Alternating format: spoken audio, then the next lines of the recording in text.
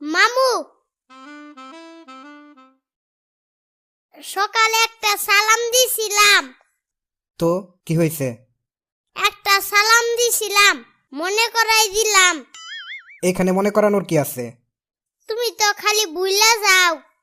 দে, আবার সালাম দে। সালাম আলাইকুম মামু। সালাম শুদ্ধ হয় নাই, আবার দে। আসসালামু আলাইকুম মামু। ওয়ালাইকুম আসসালাম। একটা বিষয় নিয়ে চিন্তা ভাবনার মধ্যে আছি, যা এখন। দেও এখন। কি দিমু? সালাম দিলাম যে। আমিও তো জবাব দিলাম। এত কিছু বুঝি না, সালামই দেও। ও, এই ব্যাপার। তোর কি টাকা নাই? আছে, ঈদের সালামি দিবা না? কেমনে কই তোরে শরমের কথা। দাঁড়া। হ্যালো। হ্যালো বন্ধু। কি সবসময় বন্ধু বন্ধু বলে মজা করস? আর শোন, টাকা পয়সা নিয়ে কোনো কথা বলবি না। নেটওয়ার্ক সমস্যা করতেছে, আগেই বলে দিলাম। ওকে বন্ধু, ঈদ মুবারক। হ্যালো দুস্ত।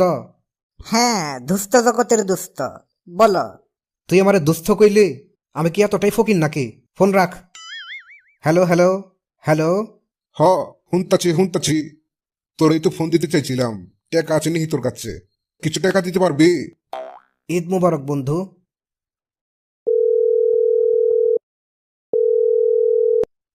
হ্যালো, আপনি কি মফিজ বলছেন? দেখুন ভাই, আপনাদের আর কোনো বিজ্ঞাপন দিতে হবে না। যা কিছু কেনার সবকিছু আগেই কিনে ফেলছি, এখন হাতে টাকা নেই। আরে বন্ধু, আমি এখানে ভণ্ড কেউ নাই, আমি ভদ্র ঘরের সন্তান। আরে আরে কারে কি কইতাছস তুই মফিজ? আমি ও তুই? তুই তো আসলে দিন দিন কানা হয়ে যাইতেছস। কে কল দিল না দেখে রিসিভ করস। তোর নম্বর তো আমি গত মাসে ডিলিট করে ফেলছি। তুই তো কল দিয়ে টাকা চাস। আমারে কি তোর ফকিন্নি মনে হয়? ঈদের শুভেচ্ছা জানাইতে গেলেও তো তুই সন্দেহ করস। আচ্ছা ভালো থাক। ঈদ তোর বাপ। কি বললি তুই?